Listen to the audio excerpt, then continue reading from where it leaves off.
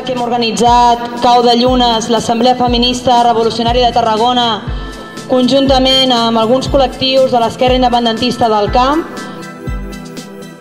Aquest acte l'hem organitzat amb motiu del Dia Internacional contra la Violència de Gènere, que l'Ajuntament ens havia posat certes traves per fer aquest acte, com veieu, totalment pacífic. La violència de gènere no és res més que la manifestació d'un marc estructural d'organització patriarcal de la societat.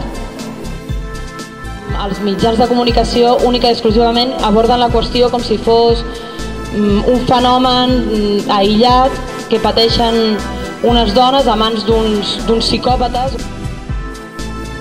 L'única solució és la desobediència al patriarcat, desfer-nos de les normes que ens han estat imposades sense consultar-nos.